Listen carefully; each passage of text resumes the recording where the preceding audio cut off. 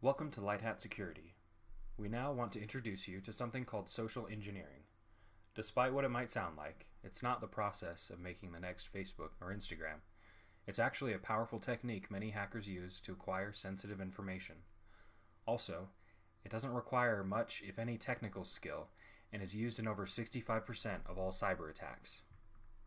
Simply put, social engineering is taking advantage of human weakness to gain unauthorized access to secure data. Hackers will essentially con an employee into divulging information they're not supposed to give out. For example, a hacker could email an employee posing as a manager in a different branch and demand the quarterly earnings report from them. Or they could call a bank posing as a hurried single mother and give part of the information required to reset a password while claiming they forgot the other part, and then trick the bank employee into resetting it anyways.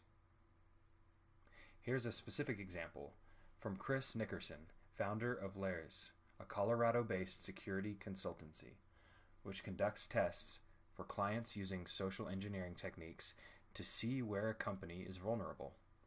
Nickerson detailed how easy it is to get inside a building without question. In one penetration test, Nickerson used current events, public information available on social network sites, and a $4 Cisco shirt he purchased at a thrift store to prepare for his illegal entry. The shirt helped him convince building reception and other employees that he was a Cisco employee on a technical support visit. Once inside, he was able to give his other team members illegal entry as well. He also managed to drop several malware-laden USBs and hack into the company's network, all within sight of other employees. All corporations have rules that, if followed perfectly, would make social engineering next to impossible. However, we all know that nobody is perfect. Whether it be out of laziness, fear, greed, or pity, people can be convinced to cut corners, which is what makes social engineering work. So how do you defend yourself against social engineering? We've made videos on two of the most common individual attacks that use social engineering, phishing and scareware. However, there are a few guiding principles that you can use to protect yourself. Never assume something is legitimate. Social engineers will often assume identities to gain information: a boss, a family member, a coworker. If you get an email from someone asking you for sensitive information or to click on a suspicious-looking link, confirm with them first that the request is legitimate.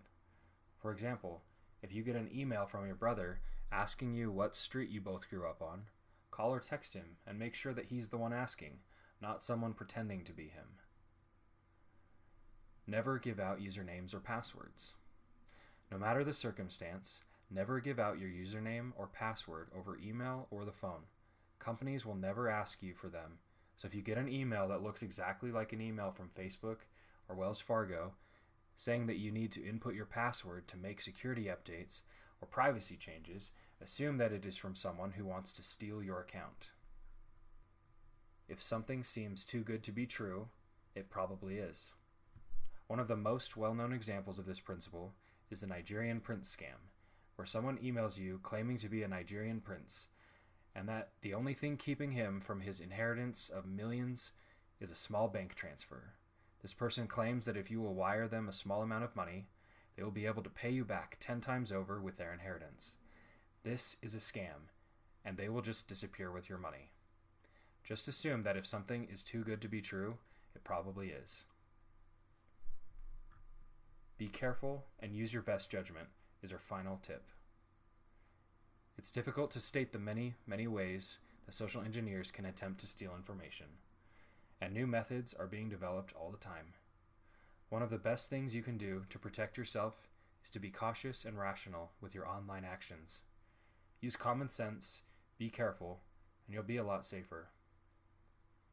As always, we hope you enjoyed this video and learned something helpful too. Thanks for watching.